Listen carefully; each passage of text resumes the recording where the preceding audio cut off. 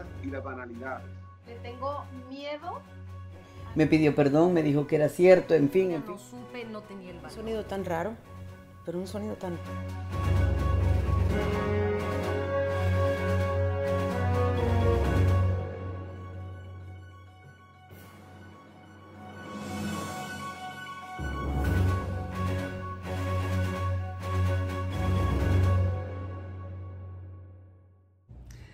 ¿Qué tal? ¿Cómo estás? Qué gusto saludarte en Casa con Neida. Recordar lo que ocurrió el 11 de septiembre del 2001 es algo personal para mí porque me tocó cubrir de cerca, segundo a segundo, ese día, las noticias, cómo iban desarrollándose frente a nuestros ojos. Algo impensable ocurrió. Aviones comerciales que fueron utilizados por terroristas para ser usados como proyectiles contra edificios emblemáticos en los Estados Unidos, las Torres Gemelas, el Pentágono. Muchas vidas se perdieron ese 11 de septiembre del 2001. Y cada vez que escuchamos el testimonio de personas que vivieron de cerca ese fatídico día, no podemos comprender cómo alguien pudo cometer este tipo de hechos. Hoy me voy a conectar hasta New Jersey con un puertorriqueño que de jovencito soñaba con ser mago, trabajaba en actos de magia y más tarde llegó a Nueva York tratando de conquistar sus sueños. Así llegó a trabajar en las Torres Gemelas como conserje. Y ese 11 de septiembre, William Rodríguez llegó a su trabajo tarde, sin imaginar lo que iba a ocurrir. Sintió de cerca la muerte y hoy le agradezco que se tome este tiempo para recordarnos lo que él vivió ese 11 de septiembre del 2001. William, muchísimas gracias por estar conmigo. Qué gusto volver a verte, volver a conversar de un día tan trágico, tan triste que marcó tu vida y la vida de muchísima gente. ¿Cómo estás, William? Muchas gracias. Y gracias por a través de los años hemos estado conectados. La gente no sabe que hemos estado en cantidad de entrevistas, pero 20 años después yo todavía estoy digiriendo la capacidad de esta catástrofe que tanto afectó al mundo, como me afectó a mí directamente. El 11 de septiembre fue ese evento catalítico que cambia la historia del mundo en tiempos modernos. Desgraciadamente hay una nueva generación, tienen 20 años ya. Estos jóvenes no entienden la capacidad de lo que causó esta tragedia, lo que nosotros vivíamos el antes y el después. Antes vivíamos una vida lo más tranquila, lo más relajada, no había Homeland Security, no había Patriot Act, no había eliminación de derechos que nosotros tenemos ahora. Ahora sí, ahora vivimos en un tiempo totalmente diferente al que nosotros conocíamos. 20 años después, yo me pongo a hacer el conteo de los daños y son grandísimos porque el asesinato que hubo con esos aviones de más de 3.000 personas, y siempre lo he dicho que fueron más de 3.000 porque nunca contaron a los indocumentados y a los inmigrantes que no tenían papeles, que jugaban en un proceso grandísimo en la estructura del edificio, nunca lo fueron contados. Pues este asesinato 20 años después me marca de una forma de que cuando dicen no olvidar, el never forget, los americanos les gusta olvidar porque es muy difícil para ellos tragarse todo lo que ha pasado. They don't want to hear about it, no quieren oír de esto. Pero nosotros que fuimos afectados directamente no podemos permitir que se nos olvide. Que 20 años después nosotros no vivimos más tranquilos. La nación no vive más tranquila. La nación vive con el miedo y el espejo constante de que esto se va a repetir. Es eso y nada más. Y ese miedo que tienes es por esta retirada de Estados Unidos de Afganistán. De la forma en que nos retiramos. 20 años después. Claro, 20 años después. Y Neida, yo he hablado con expertos, yo era barrendero en las torres. y mira cómo mi vida cambió de un giro total, total. Porque jamás yo pensé que me iba a convertir en activista, que me iba a preparar sobre seguridad. Yo tomé cursos de seguridad. Yo fui y me reuní con primeros ministros de diferentes países. La reina Leticia, antes de retirarse como reportera, me entrevistó. O sea, me he rozado con la gente más importante, con el conocimiento más secreto de lo que está sucediendo en el gobierno para que yo mismo me preparara. Entonces, lo que yo he visto es aterrador, porque sé que muchas cosas no se dicen. Ustedes como periodistas saben que hay muchas cosas que no se dicen simplemente para proteger a la nación. Y yo pues he tenido acceso a muchas de estas cosas y me da mucho miedo lo que pueda venir. Increíble, William, tú lo has dicho, ese 11 de septiembre del 2001, tú eras conserje, eras barrendero, hacías muchas cosas y estabas en la Torre Norte cuando ocurrió el primer impacto del vuelo 11 de American. Cuéntame cómo comenzó tu día el 11 de septiembre del 2001. Era un día precioso, me levanté tarde, era un cielo claro, no había nubes. Y yo digo, qué día tan lindo. Yo era soltero, me había ido a bailar a Estudio 54, que era la famosa discoteca el día antes. Entonces me levanté tarde y yo, ay, qué día tan bonito, me voy a quedar en la casa, no voy a ir a trabajar porque yo nunca tomaba días de enfermedad. Sí. Llamo a mi supervisor que se llama Anthony Saltaramaquia y le digo, Anthony, yo nunca tomo días de enfermedad, ponme un día de enfermedad.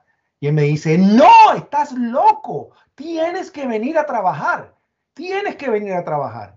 Y él me rogó así porque simplemente yo era la única persona que limpiaba todas las escaleras del World Trade Center. Imagínate, un solo hombre, que era una violación a los derechos laborales, tenía que hacer 110 pisos de escaleras diarios. Wow. Entonces, él me decía, si tú no vienes, nadie quiere hacer tu trabajo, Willy. Se nos van, ponchan la tarjeta y se nos van. Porque ¿alguna vez has hecho 110 pisos de escalera? No. ¿Has hecho 10 pisos de escalera? Tampoco. 10 pisos de escalera, Neida, al final del día te van a temblar las pantorrillas de una forma tan horrible que te va a tomar 3 días recuperarte porque te va a dar unos calambres horribles. A mí me tomó un año aclimatizar mi cuerpo. ¿Y sabes por qué sucedió así? Porque de los 20 años que yo estuve en las torres, los primeros 10 yo trabajaba limpiando la oficina al gobernador. El gobernador de Nueva York tenía la Cámara Ejecutiva en la Torre Sur y era Mario Cuomo. Y Mario era loco conmigo porque yo era mago. Y él me enviaba a hacerle trucos a los periodistas antes que él salga, porque siempre estaba tarde para las conferencias de prensa. Y yo era, pues básicamente, me fui entrenando con él a cómo bregar con los medios porque era lo que veía el gobernador. Entonces, ¿qué pasa? Llega el 11 de septiembre, día bello, día precioso. Él me ruega que fuera a trabajar. Yo digo, ok, yo voy a ir a trabajar si tú me ponchas la tarjeta o me firmas la tarjeta como que yo llegué a tiempo para no perder el tiempo. Y él negocié, ¿no? Típico latino, vamos a negociar. Y él me dice, ven, yo te firmo lo que tú quieras. Ah, bueno, pues así sí. Llego al edificio, voy directamente al sótano de la torre número 1, que era la torre norte. Habían a las 8:30, a las 8:30. Voy directo al sótano. El sótano número 1. El edificio tenía 6 subniveles de sótano, el B1, B2 hasta el B6. La compañía mía, American Building Maintenance. Y ahí, pues, era la oficina de apoyo. Estoy ahí. Hay 14 trabajadores nuevos que eran reemplazo de vacaciones, de gente que se había ido en septiembre, se va mucha gente de vacaciones. Y esta gente no conocía el edificio, pero los enviaban a hacer rutinas de limpieza, etcétera. Y están ahí esperando a que le distribuyan el trabajo. Estamos hablando, el supervisor me está preguntando de la discoteca, que cómo me había ido, y cuando de momento a las 8:46, ¡pah!, una explosión tan grande que nos levanta en el aire, nos levantó, nos impulsó. Las paredes se rajan, el cielo en falso, el techo en falso se derrumba encima de nosotros. Los rociadores contra incendios se activan, comienza a caer agua por todas partes. Se inunda aquello básicamente de agua, empieza a caer por todas partes. La máquina de fax se cae en el piso. Gritería total, horror porque nadie sabe lo que está ocurriendo. Recuerda, estamos en un sótano. Nosotros no tenemos ventanas. Y cuando yo voy, yo pienso que es un generador de energía eléctrica que ha reventado en el cuarto de mecánica que se encontraba en el B2 debajo de nosotros. Y cuando yo voy a verbalizarlo de 6 a 7 segundos después que pensaba que era un generador, ¡pah! Otra explosión, pero bien fuerte arriba. Dos eventos diferentes, pero bien fuerte. Y el edificio empieza a temblar. Acuérdate que el edificio, el World Trade Center, las dos torres fueron diseñadas para oscilar por el factor viento. Pero osciló tanto que tú oías el crujir de las paredes y oías como que se estaban desgarrando. Wow. Entonces, en ese momento, todo el mundo gritando por el pasillo. Era un hombre gritando, diciendo, explosión, explosión, explosión. Manos extendidas y lo que parecía ser tela cubriéndole la punta de los dedos. Y mientras se va acercando, ahí empezamos a gritar en horror, porque no era tela, se le había arrancado toda la piel de debajo de las axilas y se le había pelado en los dos brazos y le colgaba como cuando te quitas un guante, como una tela. Era su piel, se había quemado el 33% de su cuerpo. Un señor negro llamado Felipe David, al cual yo no conocía, de Honduras. Y cuando yo le digo, ¿qué pasó? ¿Qué pasó? Él mira la cara así y todo esto le colgaba de la cara, pedazos de la cara. Y yo, una película de horror, o sea, es una, sí. Entonces nosotros gritando, fue horror, fue puro horror. Y yo gritando y todo el mundo gritando y aquella camisa roja que él tenía era roja porque estaba empapado en sangre. Y nadie lo quería tocar, porque tú recuerdas, Neida, que en el 2001 nosotros teníamos aquella campaña en contra del SIDA de tocar sangre, ¿verdad? Que no, nadie se atrevía a tocar nada. Y entonces esta gente estaba tan horrorizada y también con un asco de tocarlo. Y yo, no, pero tenemos que ayudarlo. Nadie quería tocarlo. Entonces, como era una compañía de limpieza, yo tomé una caja de toallas de limpieza y empecé a vendarlo. Comencé a vendarlo y cuando lo estoy vendando le digo, señor, no se mueva. Voy a llamar a la unidad de servicios médicos que se encuentra en la Torre Sur. La Torre Norte y la Torre Sur conectaban por el sótano. Entonces eran muy efectivos para llegar en casos de emergencia. Yo quería decirle que tenía un hombre herido. Cuando voy a tomar el teléfono en la oficina, ¡pah! Otra explosión, pero aquello retumbó todo. El piso comenzó a vibrar y nos dio la sensación como si fuese un terremoto. Y toda la gente se metió dentro de la oficina, debajo de los marcos de las puertas para protegerse. Hay un muchacho llamado Kenny Johanneman, me dice, Willy, tenemos que salir. Esto es una bomba, esto es una bomba. Mi supervisor está gritando, sí, es una bomba, vamos a salir de aquí. Y yo les digo, vamos, y yo conozco muy bien el edificio. Entonces empiezan a irse por el lado de donde venía el señor quemado. Y yo le digo, por ahí no vayan porque de ahí es que viene él. Claro. Y entonces síganme a mí, yo conozco muy bien el edificio y sé por dónde sacarlos. ¿Ve? La importancia de la información, porque yo lo conocía con los ojos cerrados, ese complejo. Los llevo por el área de carga y descarga, por donde entraban los camiones de envíos, que era una rampa, y esta rampa pues básicamente nos llevaba a Vesey Street, la calle Vesey. Cuando llegamos afuera, porque me tengo que poner al señor Felipe encima, porque nadie lo quería tocar. Y cuando los llevo todo el mundo afuera, los lidero todo afuera, viene una ambulancia. Ahí paro la ambulancia, lo pongo adentro, el hombre empieza a entrar como en coma, empiezan a darle inyecciones, darle adrenalina para levantarlo, y en ese momento yo oigo, un avión impactó la torre, un avión impactó la torre. Y yo miro, yo no sé dónde, y era del radio de comunicaciones que tenía el agente de seguridad que permitía camiones entrar con envíos al edificio. Ahí fue cuando te enteraste. Ahí cuando me enteré. Lo que había pasado no era la explosión de un generador, que era algo mucho más grande. Ahí yo veo toda la gente mirando en la calle con la boca abierta así. Y los ojos para afuera. Como ¿Qué que... hiciste, William? ¿Qué hiciste? Ahí me miro y ¿qué veo? Veo el agujero, veo el fuego saliendo del agujero por donde entró el avión, veo un humo tan denso que cubre la antena de la Torre Norte. La Torre Norte era la que tenía la antena. Y en ese momento veo escombros cayendo. Yo no sabía que no eran escombros, era la gente que se estaba tirando. Pero desde el punto que yo estaba, yo no podía discernir que era la gente. Yo veía cosas cayendo y yo, ¿qué es esto? Y cuando no veo la antena, empiezo a gritar, ¡oh! La gente de Windows, me refería a Ventanas al Mundo, Windows of the World, que era el restaurante que se encontraba en el 106 y en el 107 de la Torre Norte. Yo digo, mis amigos están atrapados. Y ahí Eran me doy cuenta.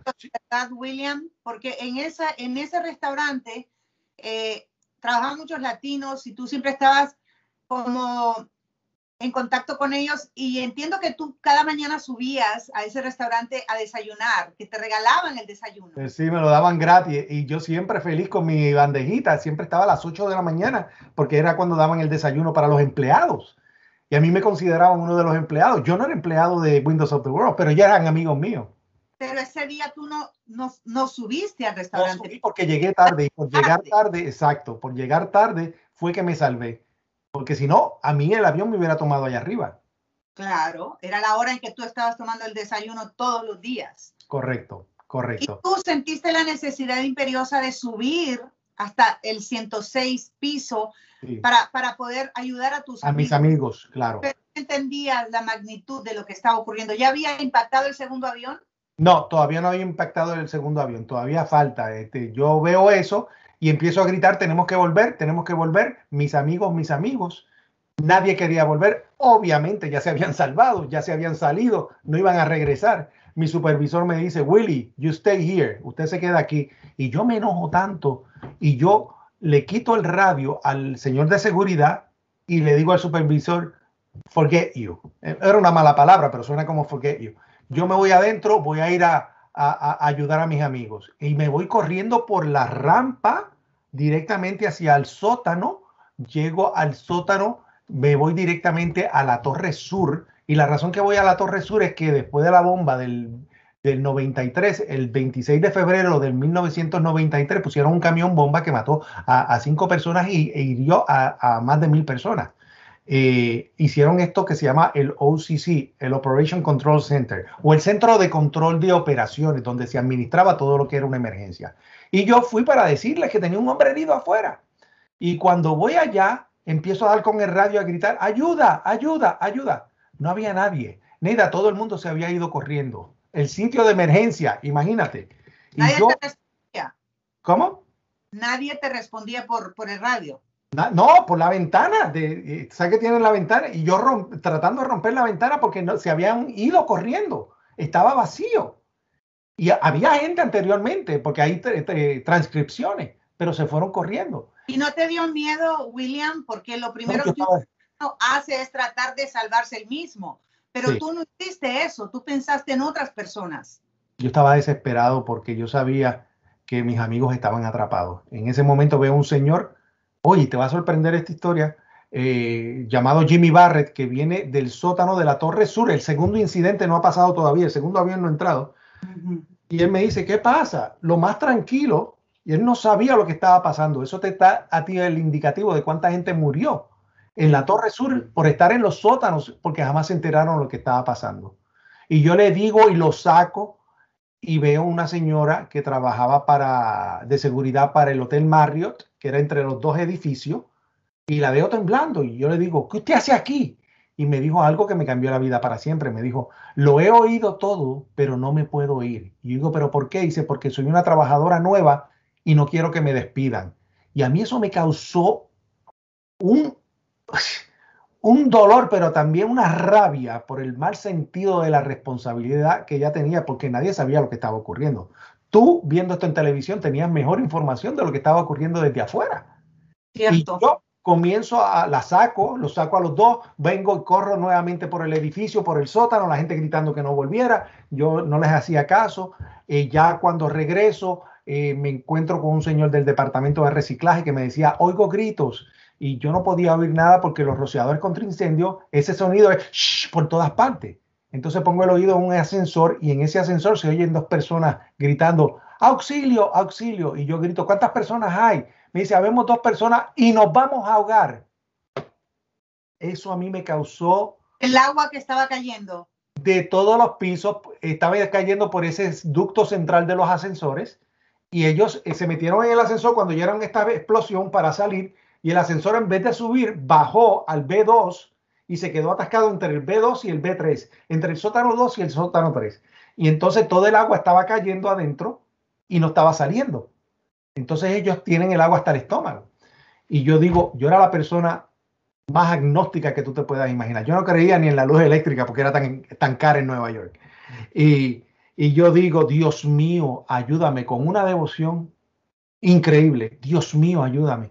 Y he encontrado un pedazo de metal. He tomado el pedazo de metal, abrí las puertas del ascensor. Las puertas abrían así. Cuando la puerta llega abajo, no hay ascensor porque están atascados abajo. Está eso vacío. Yo me voy a la esquina a ver y cuando veo estas dos personas con los ojos brotados del susto, del pavor, entonces un señor llamado Salvatore Giambanco, pintor de la Autoridad de Puertos, y un muchacho que fue a llevar un envío, un mensajero, tenía todavía el papel Manila en su mano.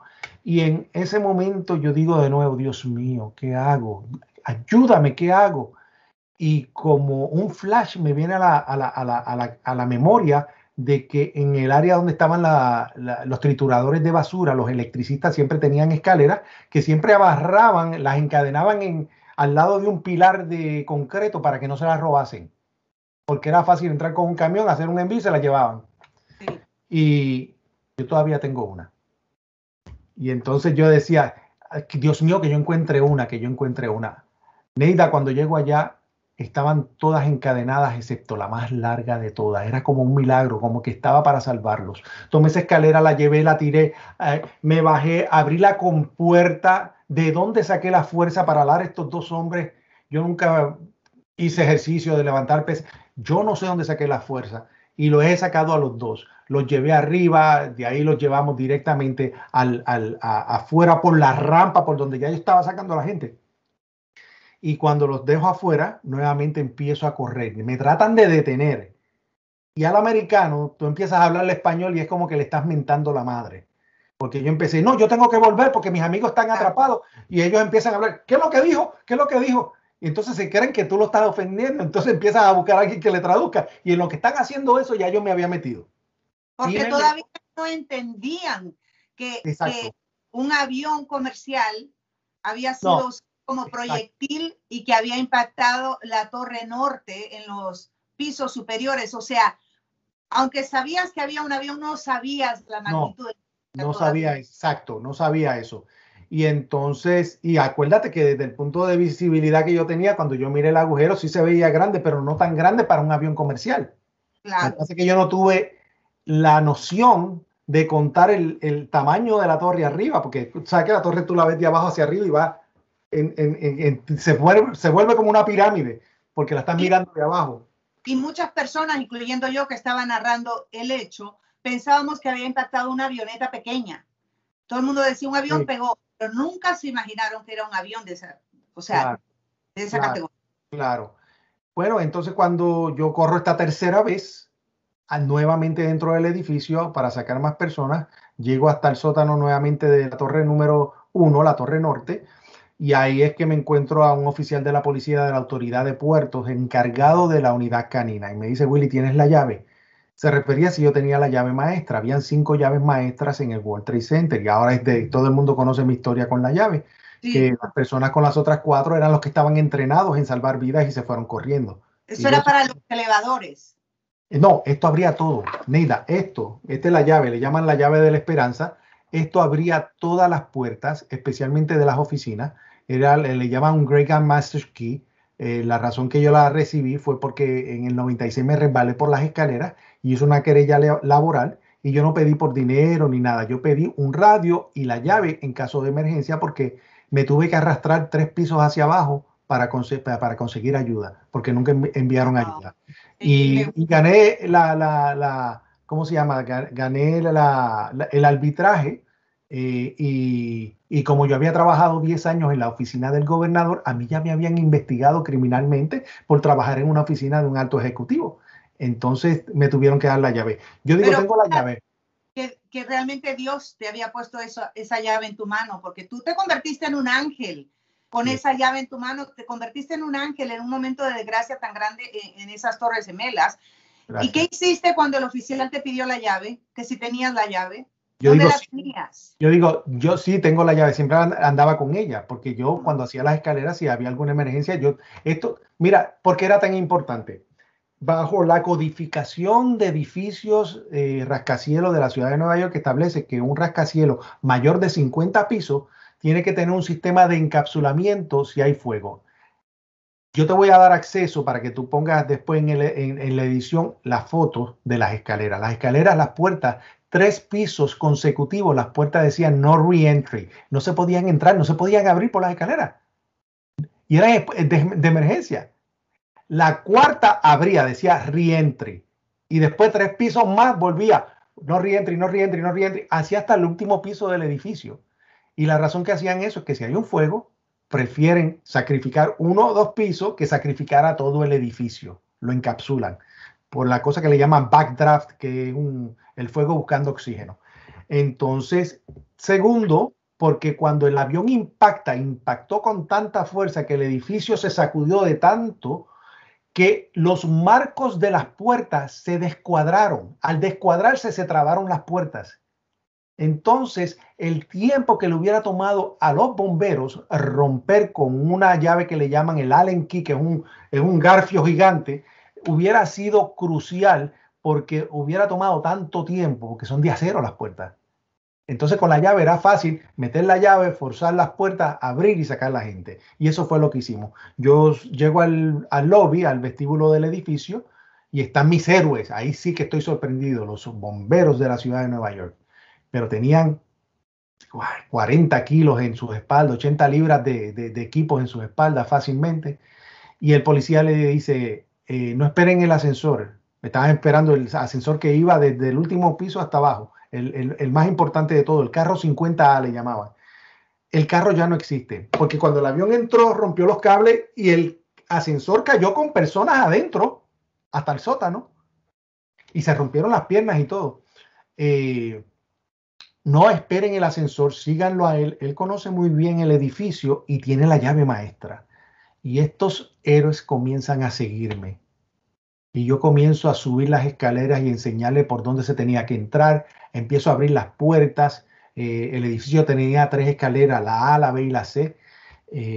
Ya era triste ver lo que se estaba viendo, porque cuando yo abro las puertas había mucha gente herida. Imagínese que usted tuviese un escritorio al lado de una ventana. Todos esos vidrios explotaron y había gente con vidrios incrustados en toda la cara y en los brazos. Wow, mucha sangre, muchos zapatos tirados por muchas partes porque la gente tratando de correr dejaba todo. Gritería total y lo peor de todo, Neida, lo peor e inolvidable para mí, los gritos de la gente atrapada dentro de los elevadores de pasajeros. Eso era triste porque no se podían ayudar. Y eso, mira, por muchos años yo no me pude meter en un ascensor después del 11 de septiembre porque yo oía los gritos. Entonces empiezo a abrir las puertas, a sacar gente. Yo recuerdo que en un piso estaban atascados, unos bomberos se atascaron en uno, porque de nuevo el edificio seguía oscilando. Y lo pude salvar el señor John Schroeder, bombero, que después hicieron la reunión televisada de él conmigo. Y así efectivamente fui sacando gente, pero entonces me enojo, ignorancia, porque a veces estaba 2 y 3 pisos por encima de los bomberos sacando gente. Y yo decía, ¿por qué esta gente no me está siguiendo? Yo enojado con los bomberos, y era que yo no entendía, que yo no tenía todo ese equipo en la espalda, y yo hacía la escalera todos los días. Yo estaba en mejor condición física que los bomberos. Y entonces tenía las piernas, unas piernazas de acero, de músculo puro. Y entonces sigo sacando gente y alguien me dice, bajando, 2 personas dicen, hay una persona en silla de rueda parapléjico que tiene un ataque de asma, no puede respirar en el piso 27. Y yo, pero yo no sé cómo ayudar, yo no estoy entrenado. Se creían que yo estaba entrenado porque estaba abriendo y sacando gente. Y yo bajo donde los bomberos y le digo que hay un hombre impedido y me dice, no te preocupes que vamos a llegar hasta allá.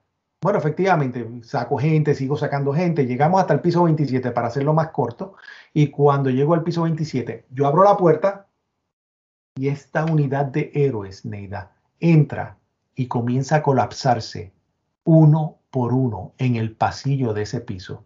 Ya no tenían las fuerzas.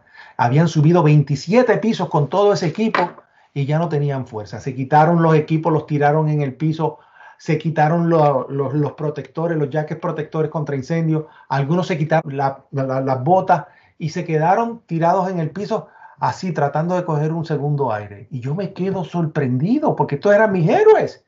Yo me quedo así, ¿qué es esto? Y en ese momento el policía me dice, Willy, ¿tú conoces este piso? Y yo, sí. ¿Dónde puedo encontrar agua? Y yo le digo, en el lado opuesto hay maquinitas de botellitas de agua. Y me dice, vamos. Y yo, María, pues yo no tengo dinero. Y yo buscando cambio y llego frente a la máquina y el policía con la bota, ¡pah!, empieza a romper la máquina, rompe todo el vidrio de la máquina. Y yo me asusto y yo digo, yo soy el boricua, yo me voy de aquí, a mí no me van a culpar por esto, yo me voy. ¿Te imaginas? Porque, o sea, ignorancia. Pero como yo oía casos de que los policías hacían cosas chuecas y después culpaban a otras personas, yo estaba asustado. Sí. Y nuevamente él me dice, no, ven, ayúdame. Yo busco canastas de basura, las lleno de botellas de agua, las distribuyo a los bomberos y veo que un bombero está usando un teléfono y yo digo, mi mamá. Dios mío, tengo que llamar a mi mamá a Puerto Rico para dejarle saber que hubo un accidente en caso de que ella vea algo en las noticias. Yo no sabía nuevamente que esto lo estaba viendo el mundo entero. Jamás lo hubiera imaginado.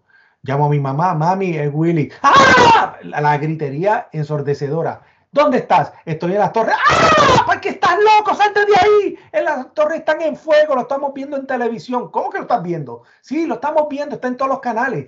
¿Cómo va a ser? Sí, vete, salte de ahí. Y yo le digo, mami, no puedo irme, estoy bien, no me falta nada. Estoy ayudando a esta gente que no sabe lo que está haciendo, porque en realidad nadie sabía lo que estaba haciendo. Claro, estaba en una confusión horrible. Una confusión total. Entonces yo le digo, yo te llamo más tarde, y me dice, no vayas hacia el fuego, y le miento a mi mamá, porque yo le digo, no te preocupes, mami, que yo no voy para el fuego. Mentira, yo lo que, si hubiera podido, me hubiera ido a través de ese fuego a tratar de ayudar a mis amigos. ¿Hasta qué punto lograste subir? Entonces, ahora viene, termino, cuelgo, veo a los bomberos en el piso y yo voy a seguir solo. Sigo solo subiendo, llego hasta el piso 33, por ejemplo. En el piso 33 encuentro una señora, la levanto, la llevo fuera del área, la pongo en las escaleras, una de las últimas señoras que veo, la pongo en las escaleras. Hay dos muchachos que bajan y me dicen, Willy, te ayudamos, que me conocían. Yo, por favor, ayúdenla a salir. Y yo veo cómo desaparecen, sigo subiendo, sacando gente regular de los otros pisos. Pero esa señora siempre se me quedó en la cabeza porque tenía un traje rojo, rubia y sin zapato. Y sigo, llego hasta el piso 39. En el piso 39, el policía llega con dos bomberos por la otra escalera. Y cuando estamos hablando, ¡pah!, del otro edificio. Fuerte. Y tanto que se sacude la torre norte. Para mí que era el colapso. El colapso de la torre sur. Porque fue la segunda en ser impactada y la primera en caer. Estabas perdiendo noción del tiempo, ¿verdad? Exacto. No sabías realmente por qué estaba pasando todos estos impactos, habían fuegos, se estaban reventando. Claro, y yo no sabía de dónde venían las explosiones. Sí, exacto. O sea, en tu mente, ¿qué pasaba, William? No, la desesperación.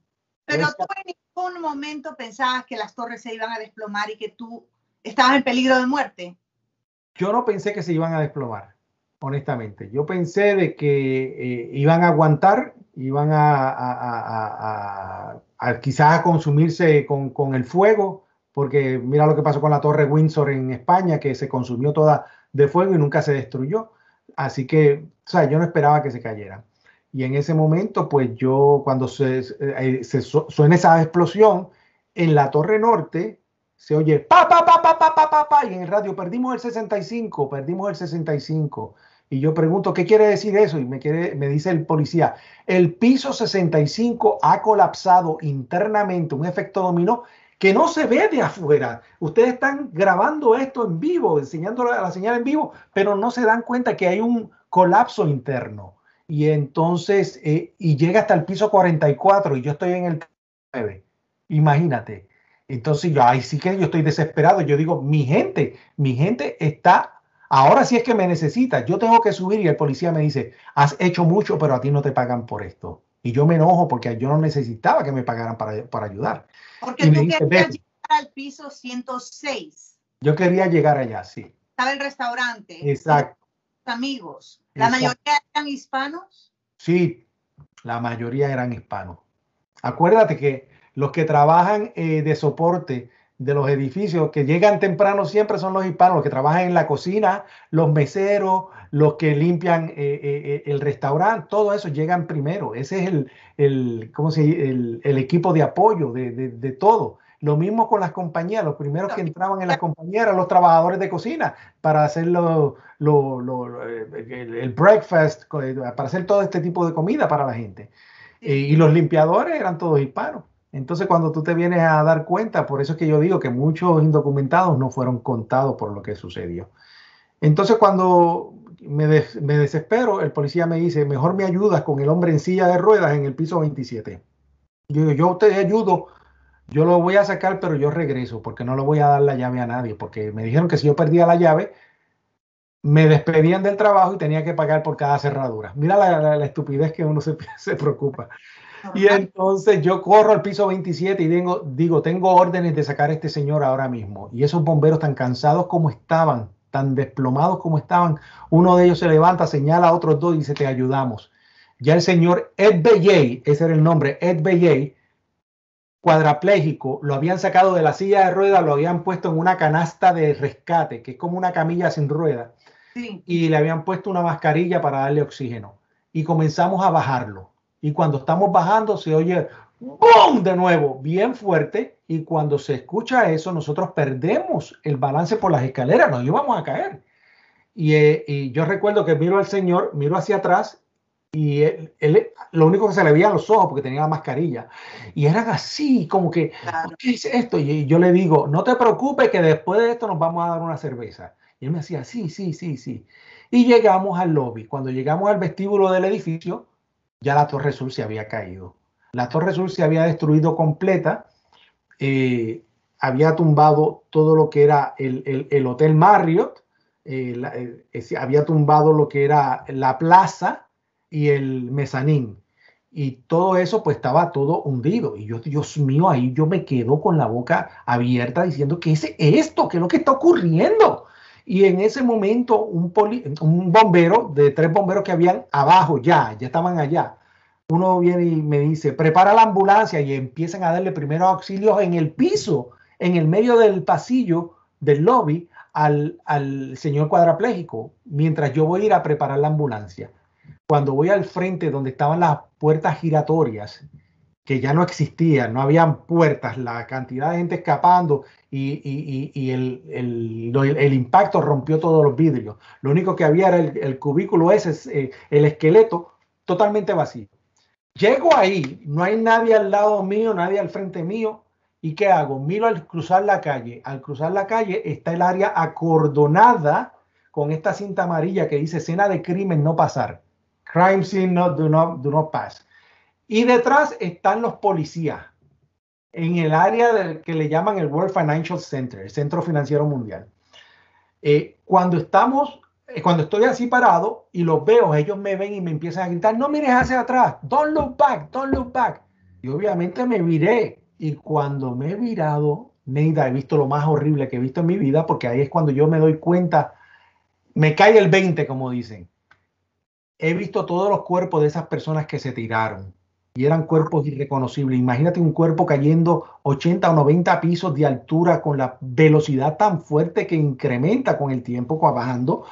Explotaban y tú no reconocías lo que era una cabeza, lo que era un pie, lo que era pelo. Todo irreconocible. Y yo empiezo a llorar y a gritar, Dios, ¿qué es esto? Dios mío, ¿qué es esto? Y cuando bajo la cabeza, ¿qué veo?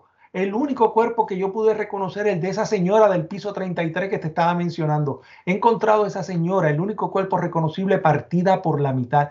Para mí que ella, en mi especulación, que ella salió y dijo, Dios mío, me salvé, y un vidrio de las ventanas desde arriba ha caído y como una guillotina la ha cortado por la misma mitad. Y yo veo eso y empiezo a llorar y empiezo a gritar y de momento oigo, ¡corre! La policía corriendo a una cuadra de distancia, el piso temblando. y ya se ven los proyectiles de escombros cayendo hacia los lados porque el edificio se está derrumbando. Lo único que veo es un camión de bomberos estacionado al frente, me tiro debajo del camión de bomberos y metiendo la pierna, ya el edificio se está derrumbando encima de mí. Y se oía pa, pa, pa, pa, pa, y el camión hundiéndose. Y yo, Dios mío, esto me va a matar. Yo lo único que digo en ese momento es, Dios, no le deja a mi madre el dolor de ver mi cuerpo en pedazos. Que mi mamá pueda reconocer mi cuerpo. Porque yo no quería que ella no encontrara algo irreconocible para poder enterrar. Yo estaba preocupado por mi mamá. En ese instante, William, ¿tú sentiste que te ibas a morir? Sí, yo esperaba la muerte. Yo estaba preparado para la muerte. Yo me entregué en ese momento. Yo estaba haciendo una muerte lenta y horrible. Y recuérdate que cuando las torres se derrumban, crea esa nube de polvo que cubre todo el Bajo Manhattan. Y yo estaba en el epicentro de esa nube de polvo, que entra con una velocidad tan grande que me destruye toda la camisa, me la desgarró completa. Me desgarró toda la ropa que tenía arriba. Los pantalones estaban bien, pero la camisa la destruyó completa. Y entonces yo no podía respirar. Pero como yo fui mago, como te dije al principio, siempre nos decían que en los actos de escape siempre se crea una burbuja de oxígeno cuando estás atrapado. Y tienes que aprender a administrarla. Entonces eso fue lo que yo hice. Yo puse mi cara debajo de mi camiseta para filtrar el polvo y comienzo a bajar el ritmo del corazón, concentrándome, bajando el biorritmo hasta que me quedé lo más como meditando. Pero yo lo único que decía, esto va a ser una muerte lenta, a mí no me van a encontrar, voy a morir aquí, tengo que hacer que esto dure lo más posible. Y horas después, yo no me había dado cuenta que al cruzar la calle habían dos cadenas de televisión. Y una de las cadenas dice, The Last Man Out, el último hombre en salir, fue allí. Y ahí es que comienza la labor de búsqueda bajo los escombros. Y empiezan a buscar y horas después cuando me rescatan. Cuando me sacan de los escombros, la nube de polvo todavía no se había dispersado. Eso se quedó por horas ahí. ¿Tú quedaste bajo esa nube de escombros? Claro. Claro que sí. ¿Qué sentías? No, pues la muerte. Y sentía que se me iba a reventar los riñones y los pulmones. Yo tratando de concentrarme, cogiendo poquitos sorbos del aire que había. ¿No llorabas? Sí lloré y me corté la pierna, la rodilla se me abrió de lado a lado completamente. Yo pensé que había perdido las piernas, porque me gritaban, ¿estás bien? Y yo decía, no, perdí las piernas. Y era el efecto de haber salido tantas veces, sacando gente, bajando y subiendo las escaleras, rompiendo puertas, que ya las piernas yo no las sentía. Entonces, cuando me metí debajo del camión, se me abrió la rodilla de lado a lado. Pero cuando me sacan, yo corro. Esto es lo más jocoso de esto, ¿no? El recuerdo más quizás cómico de lo que me pasó el 11 de septiembre, es que cuando me sacan de los escombros, en esa oscuridad de polvo que había, yo veo una linterna y alguien gritando, this way, this way. Y yo empiezo a correr hacia la linterna y yo dije, me morí. Porque yo recordaba las historias esas de que la luz debajo del túnel, después del túnel, dice, ya estoy entrando a las puertas del cielo, decía yo. Estoy muerto. Y yo corrí a ver si San Pedro me estaba esperando. Y cuando llego al otro lado veo la palabra ambulancia al revés. Y me meto en la ambulancia y me dan oxígeno. Y ahí cuando me recupero, 15 minutos después, yo digo, Dios, ¿qué fue esto? Y empiezo a tocarme. Digo, no me he roto un hueso. Tengo la pierna abierta, estoy sangrando, pero corrí. ¿Qué es esto? Y entonces me recupero y ¿qué hago? Vuelvo hacia el camión de bomberos donde me habían sacado, tomo el chaleco ese que tú ves allá atrás, me lo pongo y ya la gente piensa que yo era uno de los bomberos. Y me lo puse porque simplemente no tenía camisa. O sea que después que te dieron oxígeno, William, yo corrí para atrás. Dar fuerza. Sí, y entonces la adrenalina no paraba, la adrenalina estaba al tope. Sí. ¿Y volviste a ponerte de pie? Sí, me puse de pie y corrí nuevamente hacia el área de donde estaba el camión.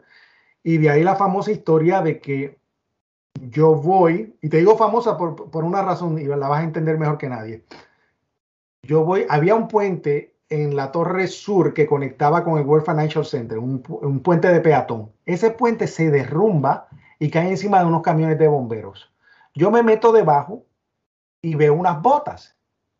Halo las botas y me he quedado con la pierna de un bombero en la bota. Y el bombero estaba vivo. Y yo comienzo a gritar, Dios mío, ¿qué es esto? Aquí hay uno, aquí hay uno. Y viene gente a ayudarme. Lo sacamos y lo llevamos a una ambulancia, en una camilla de rescate. Cuando llegamos a la ambulancia, el hombre muere. Él muere.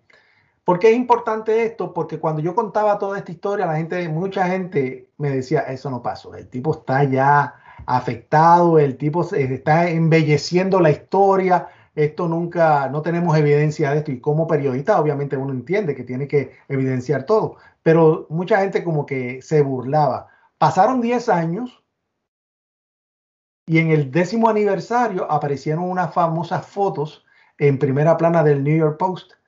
¿Y quién era el que estaba en la foto? Yo sacando el bombero y llevándolo en la camilla. En otras palabras, validó la historia. 10 años después tomó para que la gente pudiera decir, oh, sí, eso sucedió. Mira qué cosa. Eres un milagro y que tú cuentes lo que viste, lo que sentiste. Yo creo que es una mínima parte de lo que realmente sentiste, viste y sufriste, lo que puedes contar, porque pienso que el ser humano a veces borra mucho de su memoria para autoprotegerse de lo que tú has visto y que yo ni puedo imaginar. Eso era como un apocalipsis, como un infierno en la tierra, lo que tú y tantas personas vieron y sintieron. ¿Alguna vez te han acusado de inventar historias? Sí, claro. Bueno, por eso te digo la parte del bombero. Por eso te digo la parte de Felipe David. Tuvo que haber un reencuentro televisado con Felipe para que vieran que el hombre estaba quemado de verdad. Que se quemó. ¿Cómo fue el encuentro con este hondureño, Felipe David? Ay, fue bien emotivo. Terminamos abrazados y con él, y con mucho cuidado porque él estaba todavía con injertos de piel.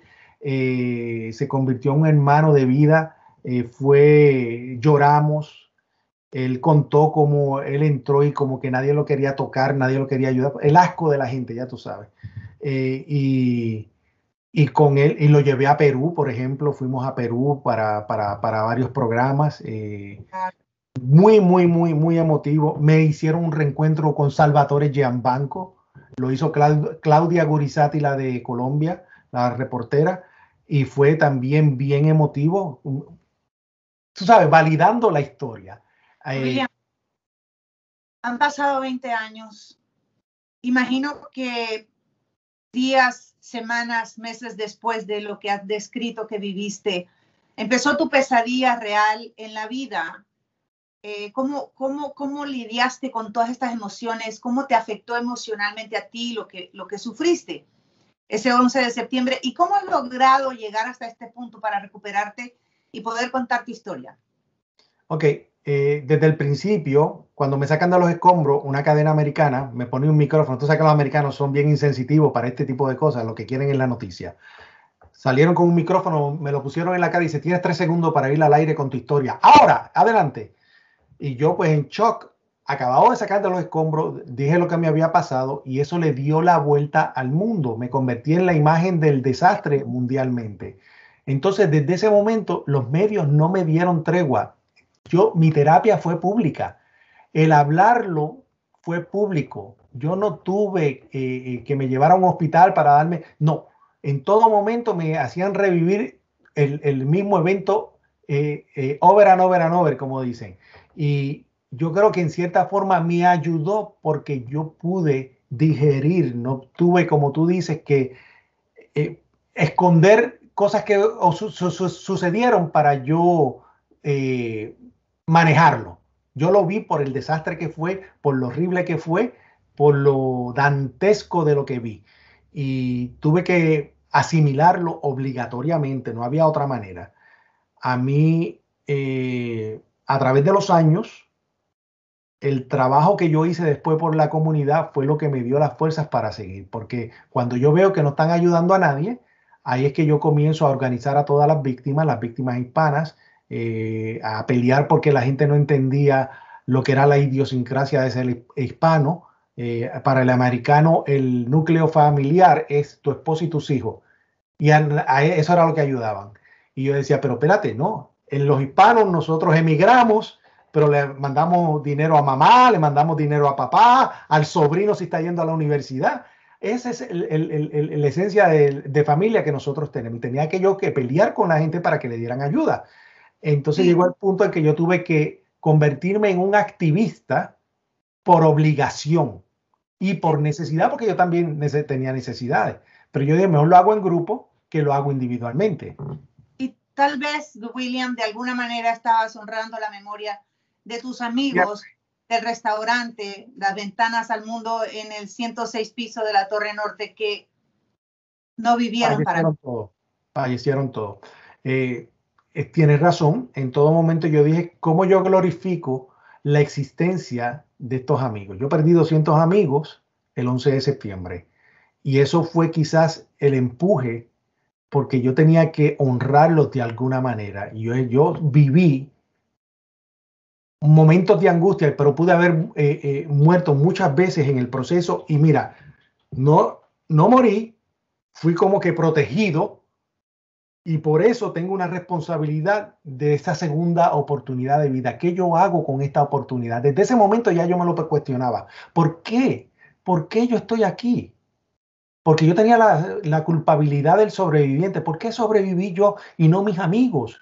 ¿Por qué? Entonces yo decidí desde ese momento utilizar esa segunda oportunidad para, ya que tenía una plataforma mundial, utilizarla para ayudar a mi comunidad. Y de ahí que comienzo a escribir leyes y la gente dice, ¿pero dónde sale este hombre escribiendo leyes? Porque le limpiaba la oficina al gobernador y yo veía a los legisladores cómo se sentaban a escribir las leyes. Mira qué cosa. ¿Aprendiste? Aprendí. La primera vez que te sentaste y viste las imágenes de los aviones, del avión entrando. El mismo día por la noche, cuando ya finalmente me sacan del área, que me dan primeros auxilios, me tienen que sacar por New Jersey. Ahí pues, ya finalmente cuando me llevan a mi casa y yo me meto a bañarme porque yo estaba negro de toda la suciedad y todo ese polvo tóxico. Estuve escupiendo negro por 4 días. Escupiendo cosas negras. Y entonces cuando yo me meto en la bañera, empiezo a llorar en la bañera, me quedo en el piso llorando. Ya finalmente cuando tomo las fuerzas para levantarme y salir, ¿qué veo? Había puesto la televisión y tú sabes que las televisiones, todos los canales, hasta los canales de niños tenían estas imágenes. Y es cuando veo por primera vez la imagen del avión entrando en la Torre Sur, la explosión y después enseñan las torres cayéndose. Y a mí eso me dio un impacto tan horrible que comencé a llorar, me tiré en el piso, estuve por horas llorando en forma fetal porque yo veía la muerte de mis amigos cuando entró el avión, en ese mismo momento. Yo, ¿qué es esto? Yo no había visto esas imágenes. Y yo estaba ahí, ¿qué es esto? No lo había visto. Y a mí eso me afectó. Esa noche yo no pude dormir. Al otro día me vestí, me fui a la zona cero, así mismo herido como estaba, a buscar lo que se llamaba el Bucket Brigade, que daban unas canastillas para echar la basura y pasarla de unas personas a las otras. Y estuve ahí pues todo el día hasta que pisé un ojo y ahí yo dije, de aquí me voy, aquí no vuelvo, porque me afectó muchísimo. Y entonces me fui pero sí me afectó, me creó mucho trauma. Cuando pudiste abrazar a tu madre de nuevo, ¿qué te dijo? Tú sabes que estaban todos los vuelos parados, no había vuelos internacionales o nacionales, no había nada. Aquí el único vuelo que pudo salir del país en ese momento fue un vuelo que me llevó a Chile a darme un reconocimiento. Me llevaron 13 días después en un avión a Chile. Hice un programa ya famosísimo que se llamaba De Pe a Pa. Me reunieron con chilenos, porque yo había salvado a unos chilenos de una oficina, ¿no? Y después que me dan el reconocimiento, un productor en Puerto Rico lo ve a través de satélite. Dice, pero si este es el boricua que hemos estado buscando y no lo encontramos por ninguna parte. Y llaman a Chile y dicen, mira, estamos haciendo un maratón, un telemaratón, para recaudar dinero para las víctimas. Y ustedes tienen al puertorriqueño, ¿cómo lo podemos traer? Y entonces hacen todo este arreglo y no le dicen nada a mi mamá y a mi mamá le invitan al canal. A la reunión estaban todos los canales unidos porque estaban recaudando para las víctimas.